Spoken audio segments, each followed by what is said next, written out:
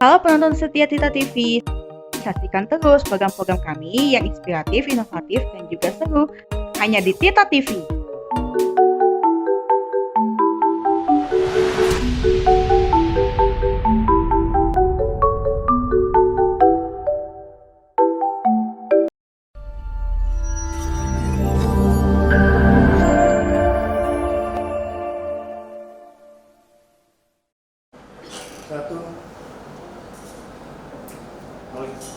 Assalamualaikum warahmatullahi wabarakatuh.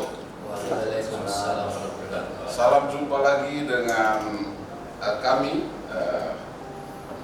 dalam program kostum konsultasi seputar hukum bersama Tirta Radio dan Televisi. Hari ini kita sapa dulu untuk para pendengar dan pemirsa Tirta Radio dan Televisi. Selamat bergabung dengan kami di sini, ya, tentunya dalam program rutin kita di acara kostum. Hari ini kita akan membahas satu tema, ya, edukasi hukum dalam sektor ketenagakerjaan, baik untuk tenaga kerja maupun pelaku usaha. Kenapa kita pilih tema ini? Agar masing-masing pihak, baik daripada tadi pihak pelaku usaha maupun pelaku sebagai pekerja, betul-betul memahami hak kewajibannya itu, ya, yang diatur oleh undang-undang, agar hubungan industrialnya berjalan dengan baik. Dan mudah-mudahan nanti para pemirsa dan pendengar juga dapat bergabung dengan kita. Ya, saya yakin ini udah banyak yang sudah nangkring ini di kita punya live streaming, ya, Facebook, ya, Tirta Radio. Nah, nanti saya harapkan sahabat-sahabat di Facebook, ya, dimanapun Anda berada, baik di Indonesia maupun di mancanegara, nanti proaktif, ya, untuk memberikan pertanyaan atau komen, ya, atau ada yang mengalami peristiwa yang sama nanti dengan tamu-tamu kita, ya, narasumber. Terus kemudian nanti ada pelaku pekerja juga yang diduga diintimidasi oleh pihak pengusaha. Untuk itu saya di studio Tirta Radio dan Televisi hari ini sudah kedatangan tamu istimewa, ya. Ini yang pertama saya ingin menyapa dulu Bapak Dr. Anus Gabriel Reong Raja, SFI SH, seorang praktisi hukum, ya, seorang lawyer. Selamat sore. Selamat sore. Sehat? Alhamdulillah. Amin, ya, tetap berjuang untuk buruh, ya. Harus. Nah, kebetulan saya juga kedatangan teman-teman pekerja, ya, teman-teman buruh. Yang pertama Bapak Herudin, ya, Herudin, ya. Ya, gimana kabar, sehat? Baik. Oke. Yang kedua Bapak Dedi Suhendi, ya. Baik, ya, sehat? Baik, sehat. Iya, ya, sehat, ya. Oke, pemirsa, hari ini saya ingin bahas bagaimana hubungan industrialnya. Apakah buruh-buruh kita selama bekerja mendapatkan haknya atau tidak? Terus kemudian apakah pelaku usaha betul-betul mematuhi hukum yang sudah ditetapkan oleh pemerintah atau tidak? Dan nanti bagaimana juga peran pemerintah dalam hal ini Dinas Ketenagakerjaan, baik kabupaten maupun kota, bahkan provinsi, ya, karena di dinas kabupaten itu kan ada dua jalur bidang itu. Yang pertama adalah bidang pengawasan yang terkait tentang hak normatif daripada buruh, dan yang kedua adalah bidang PHI, perselisihan hubungan industrial, sesuai dengan Undang-Undang Nomor 2 Tahun 2004. Nah, untuk itu saya nanti akan coba gali ya bersama kawan-kawan kita di sini. Bang Gabriel, Anda seorang praktisi. Apa yang ada di luar kepala Anda ketika melihat fenomena buruh? Karena di Banten ini adalah 1001 industri. Tentu buruhnya jutaan, bahkan ratusan juta orang. Bagaimana Anda bisa melihat itu? Terima kasih Bang. Pertama yang harus kita pahami bersama, baik itu buruh atau karyawan maupun pengusaha, asas dasar dari hubungan industrial itu apa sebetulnya? Ini kita bicara agak sedikit filosofis ya. Oke. Asas dasarnya apa? Idealnya hubungan industrial itu asasnya adalah bicara mengenai keseimbangan antara kebenaran dan keadilan. Itu ideal. Kalau semua pihak sudah memahami itu, buruh tidak lagi dianggap sebagai mesin uang, tidak lagi dianggap mereka sebagai karyawan kecil, tidak lagi dianggap mereka sebagai orang kebanyakan, tidak lagi dianggap sebagai aset dari perusahaan, mesin dari perusahaan, tetapi mereka ini adalah aset pengusaha dan aset perusahaan Dan aset bangsa. dan aset bangsa. Oke, terus Dan apa? Menganggap mereka apa? Mereka itu adalah mitra. mitra ya. Tanpa buruh, tanpa mereka ini, pengusaha tidak ada apa-apa. Pabrik tidak ada, industri tidak ada, tanpa buruh. Jangan dibalik ya, Oke. bahwa tanpa ini terus buruh tidak ada, karena mereka butuh. Omong kosong kalau mereka bikin perusahaan besar, mewah dan segala macam, tapi tidak ada buruh.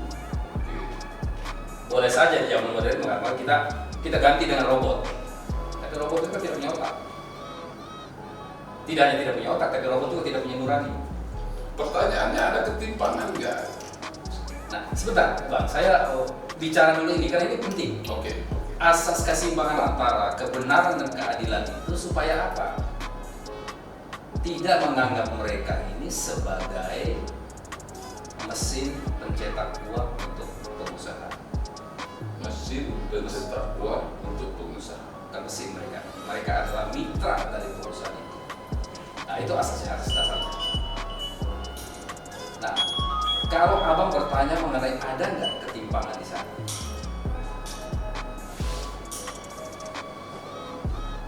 kita bicara dari fenomena yang terjadi. Kalau terjadi demo buruh, kalau terjadi tuntutan, kalau terjadi perselisihan yang seperti nanti kita akan bahas nanti, artinya apa?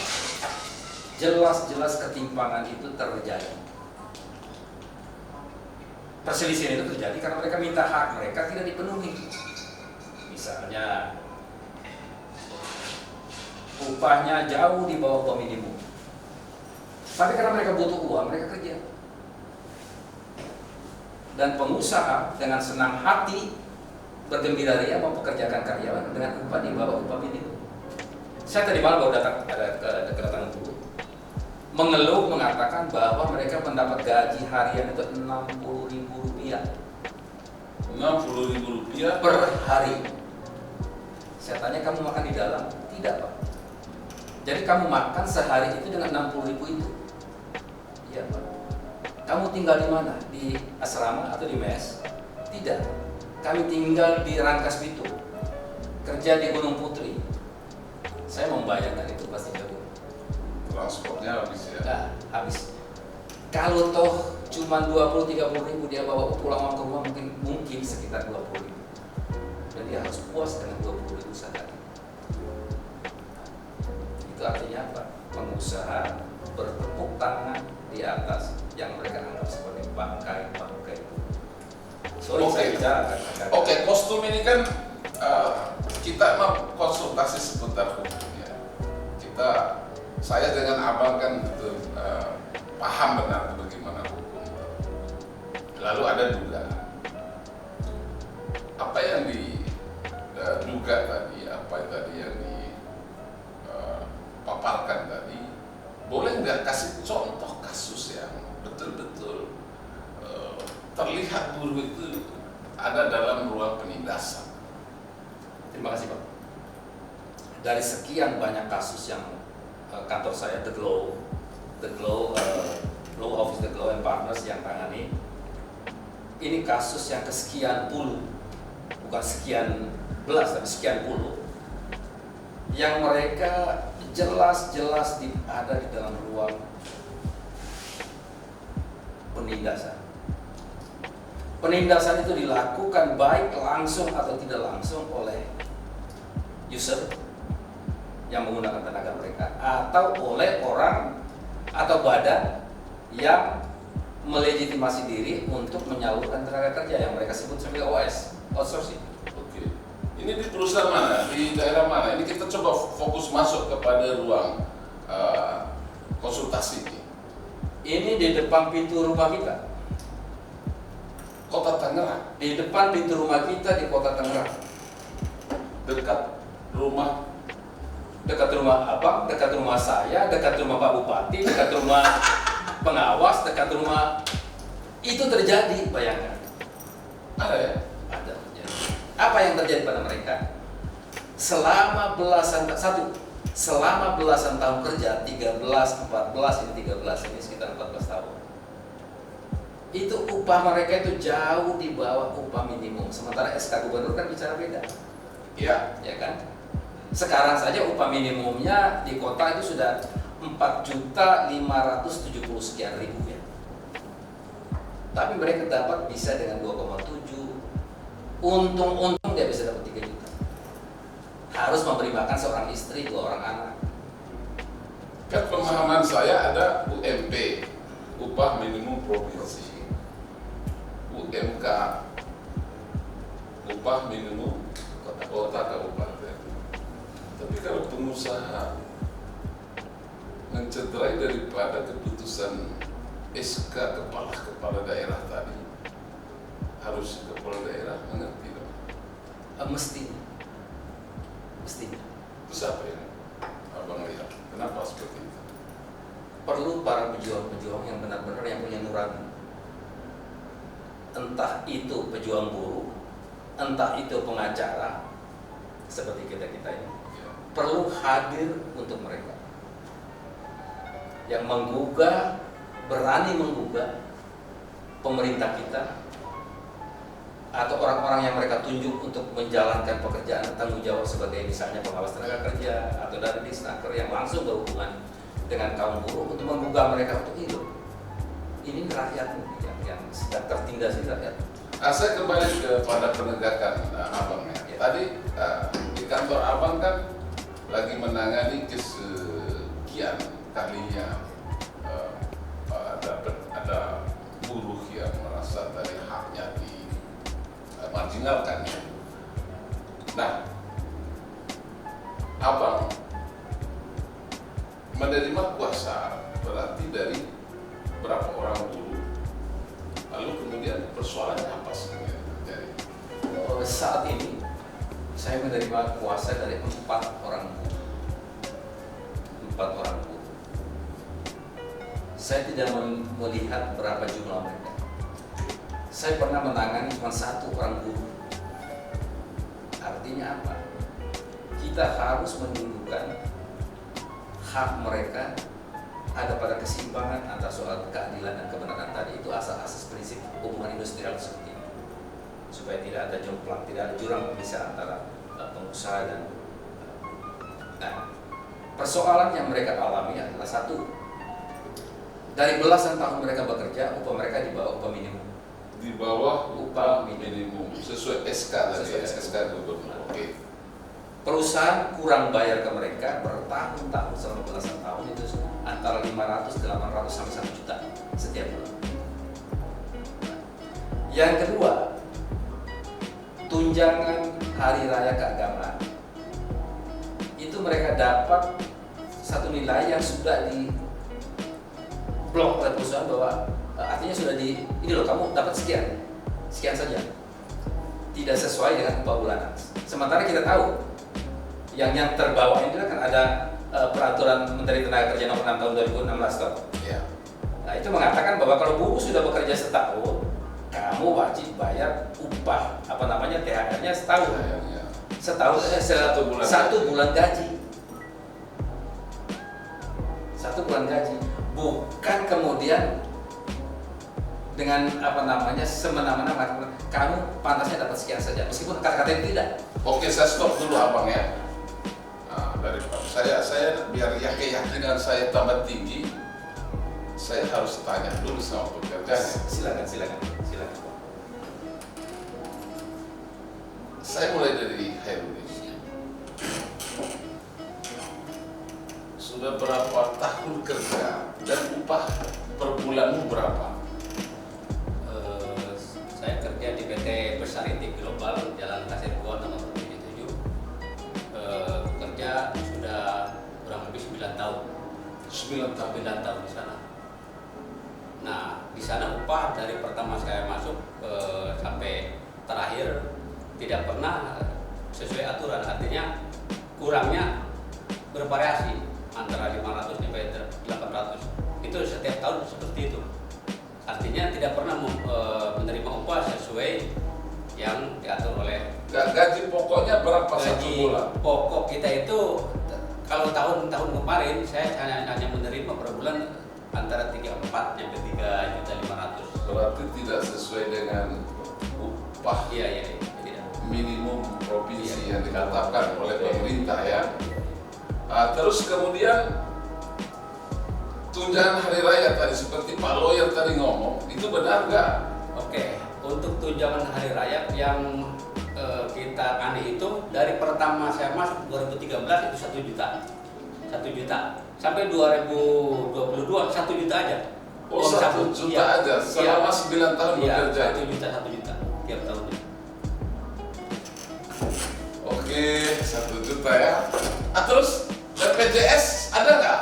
BPJS di sana sama sekali tidak ada. Jangan BPJS. untuk kecelakaan, untuk sakit, izin dokter pun kita walaupun ada izin dokter dari pihak dokter tetap tidak dibayar. Bahkan yang banyak yang kecelakaan kerja di sana ya diabaikan gitu. Oke, gini. Upah lemburnya ada nggak? Upah lembur ada, lembur kita akui sesuai emang. Hitungannya sesuai. Hitungannya sesuai aturan ya. Ada jam pertama, kedua, ketiga ada. Oke. Saya coba kembali ke Pak Lawyer. Saya percaya jadinya, karena kalau Pak Lawyer yang ngomong, Ya, mereka yang ngalamin. ya mereka yang ngalamin, saya harus sinkronkan. Karena ini acara kostum, kita konsultasi dia, dan kita harus jaga tadi keseimbangan. Tentu sahabat-sahabat kostum juga kan, ini adalah acara tempat kita membuka pikiran kita untuk melihat sesuatu yang nyata, dan aturannya juga betul-betul real. Pertanyaan saya, ketika pelaku pengusaha tadi tidak menjalankan apa yang merupakan hak daripada buruh, itu gimana kedudukan hukumnya? Nah, saya sebentar nih Pak.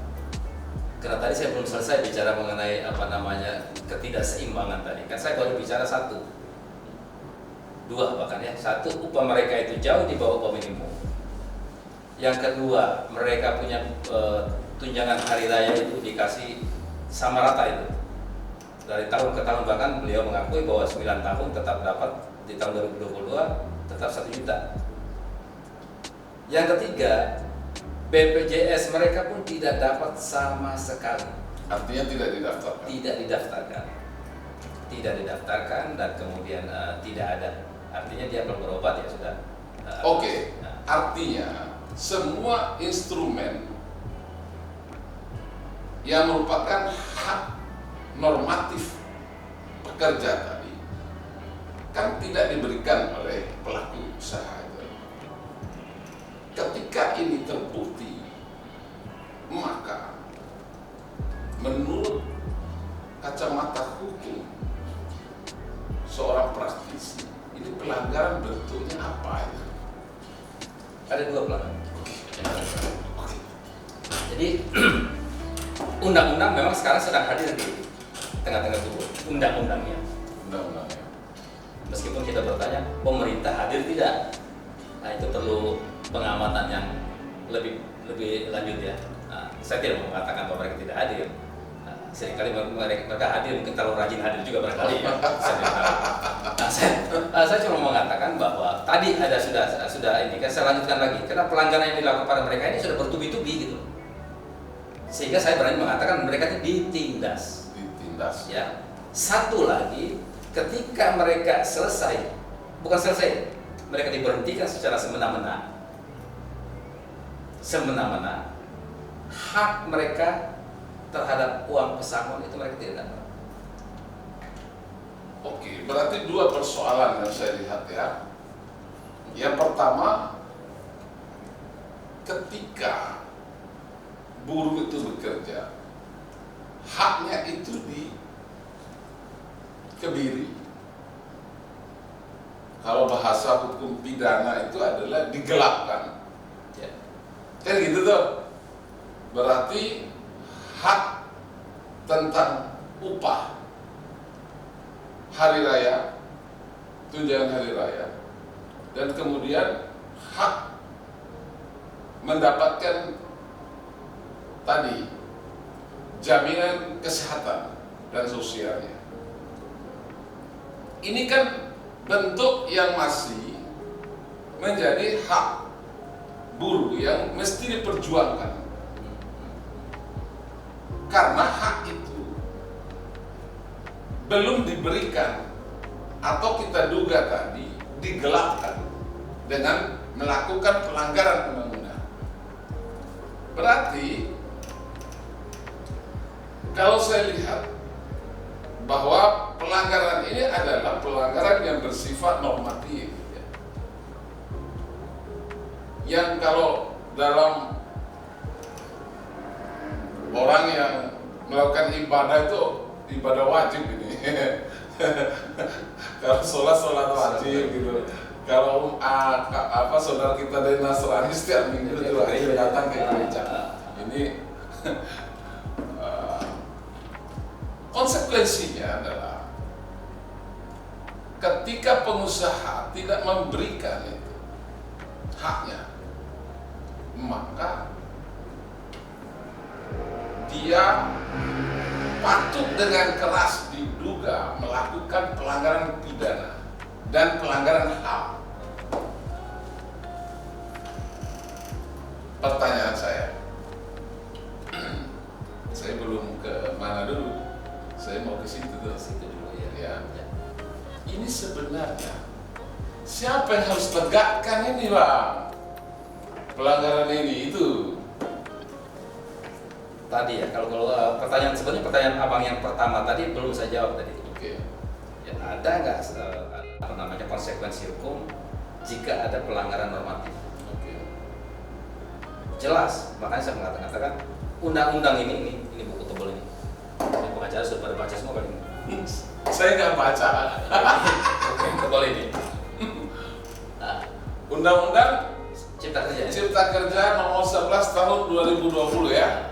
Nih, pemirsa, pendengar, ya, coba ini di dalam Undang-Undang Cipta Kerja nomor 11 tahun 2009 ini isinya mengandung marwah daripada hak buruh dan kewajiban pengusaha dan atau sebaliknya.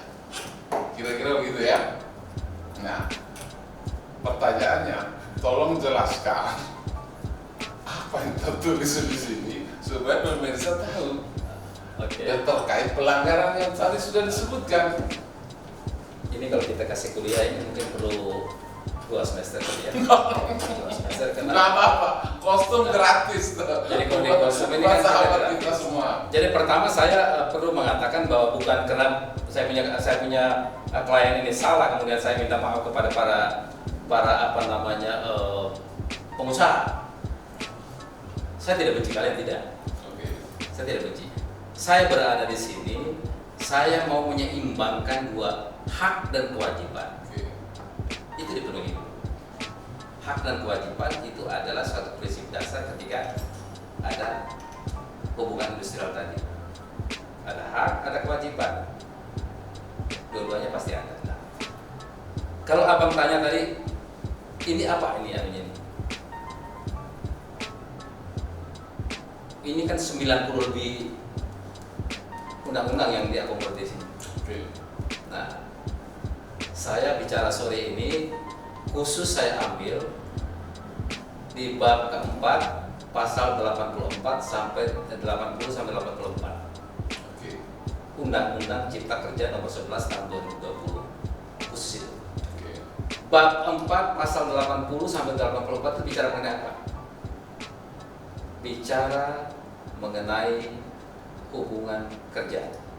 Hubungan kerja. Bicara mengenai tenaga kerja yang nanti diturunkan dalam beberapa undang-undang turunannya yang agak menonjol sekarang ini agak karena masih ada yang lain-lain kan. Peraturan Pemerintah nomor 35 tahun 2021. Peraturan Pemerintah nomor 36 tahun 2021. Nah, itu dia mengakomodir bab 4 pasal 80 sampai 84 Undang-Undang Omnibus Law.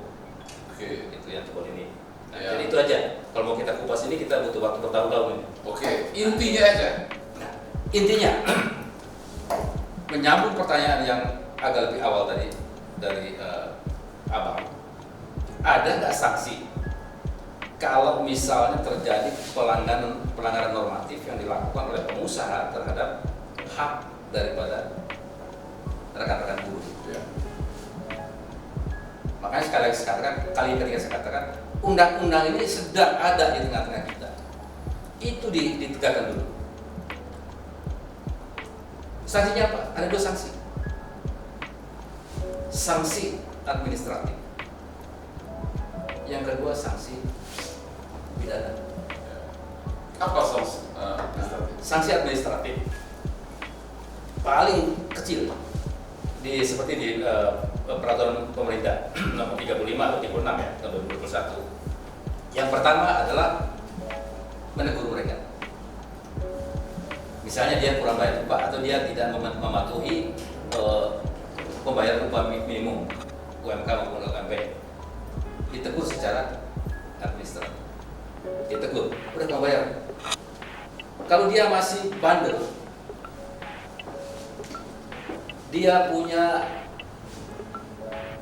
produksi, mesin produksinya itu dibekukan sebagian bertahap sampai seluruhnya. Oke, sebelum ke sana, untuk mengantisipasi daripada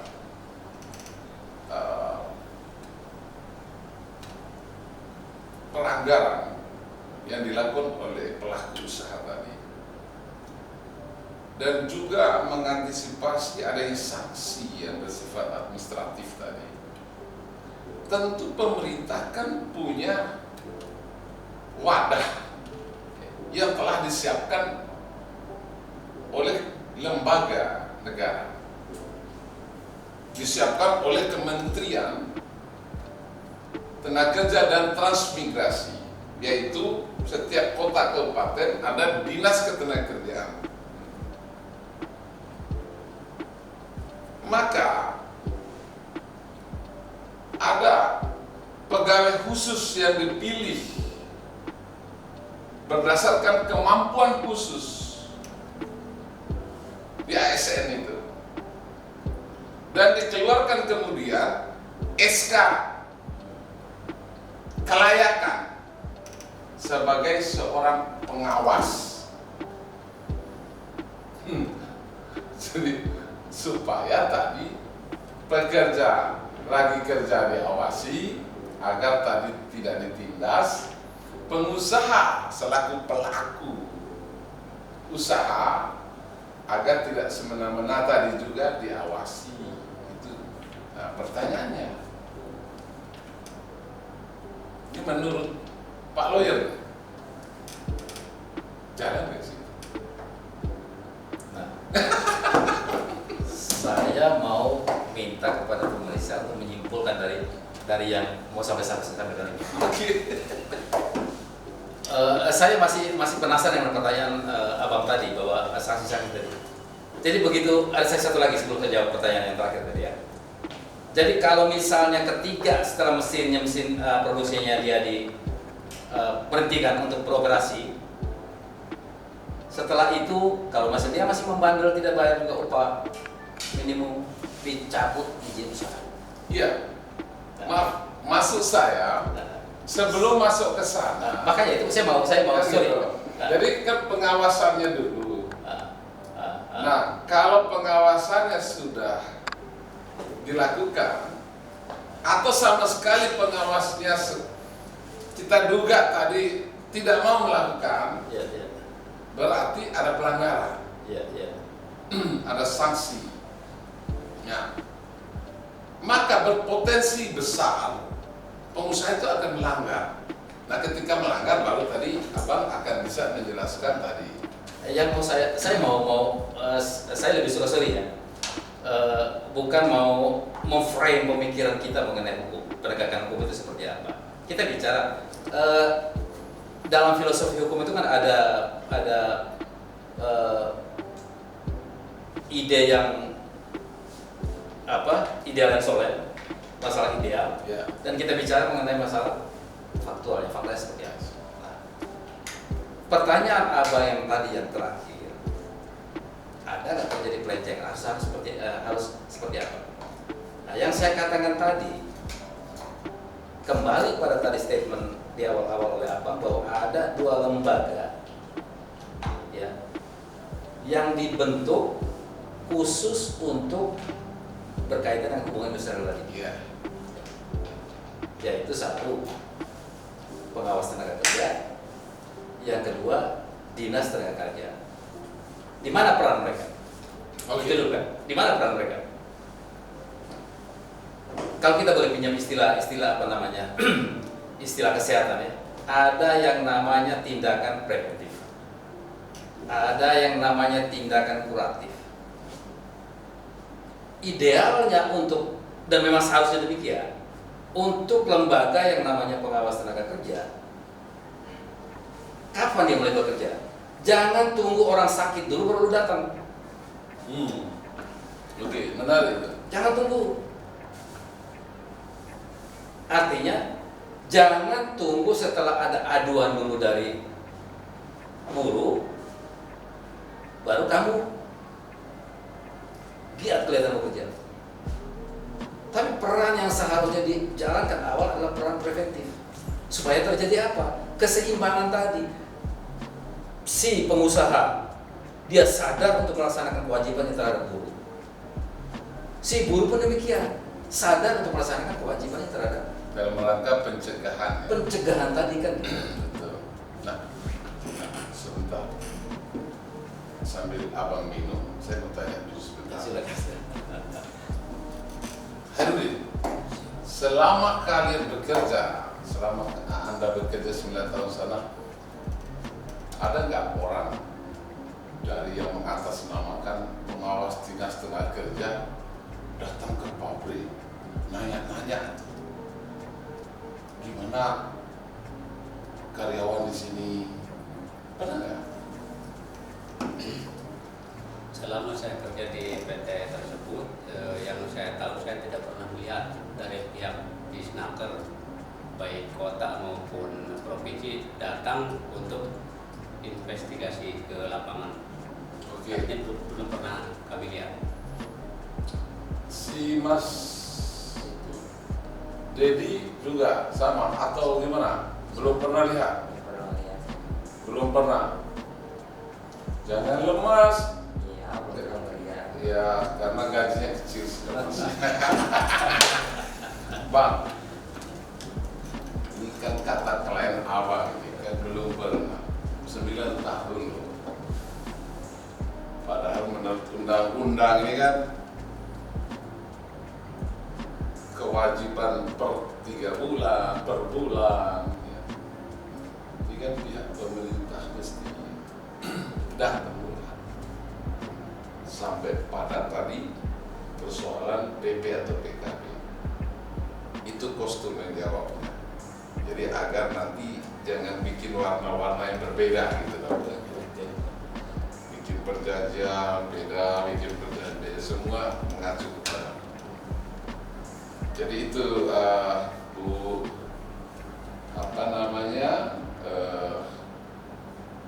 Bu Yuni ya Kusumawati, ya semoga tokonya laris lancar, rezekinya diperbanyak oleh Tuhan yang Maha Kuasa. Amin. Ya, saya sapa juga Linda Yuliana, hadir dari Pemalang Bapak katanya. Wah, terima kasih.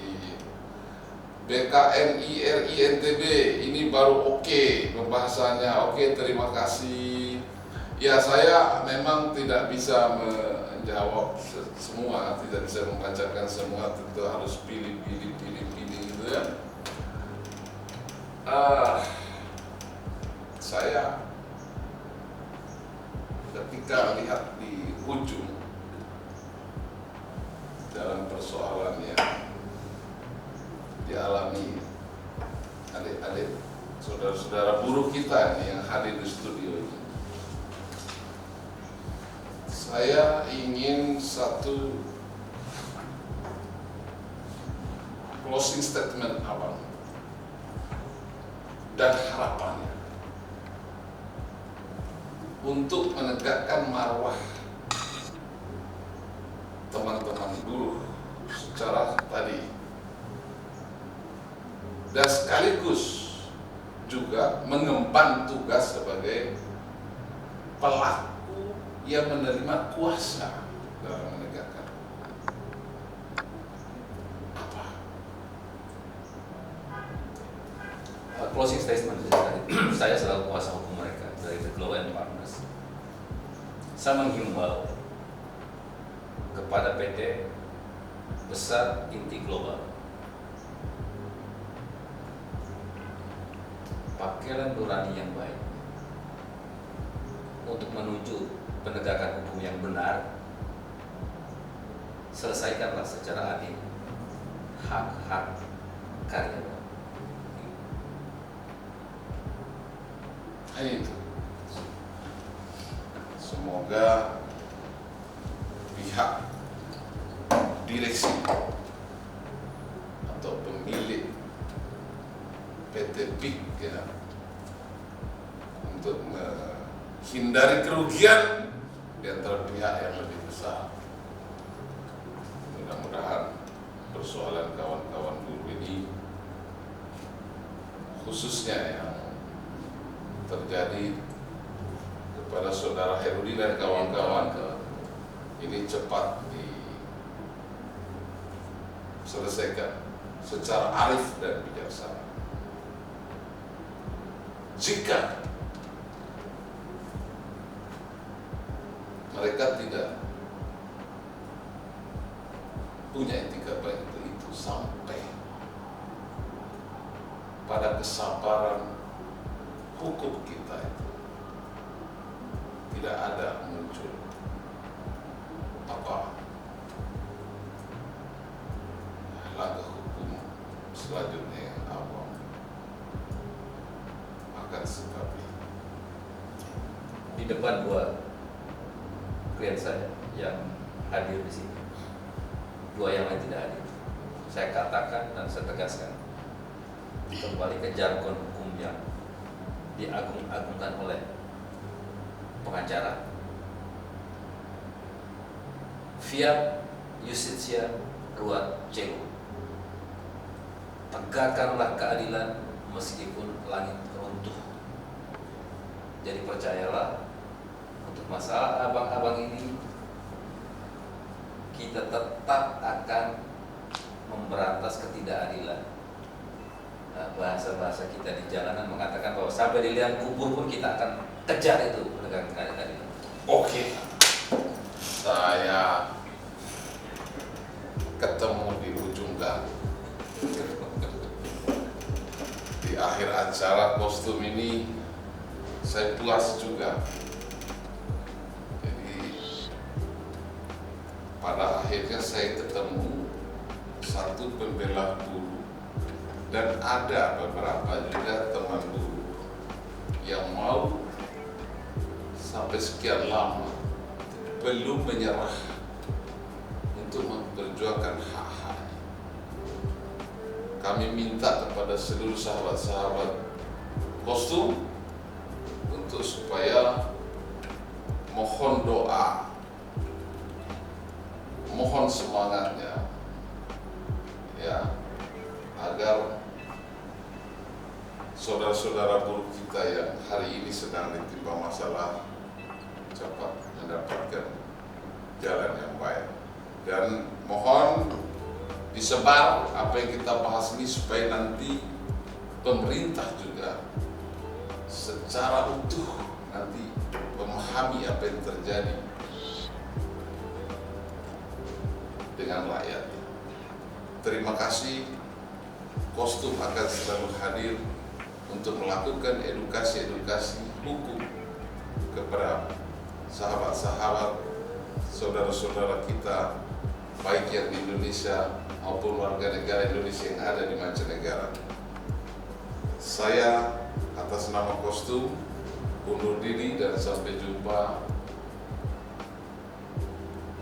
Senin depan. Terima kasih. Assalamualaikum warahmatullahi wabarakatuh. Selamat sore. Waalaikumsalam. Terima kasih.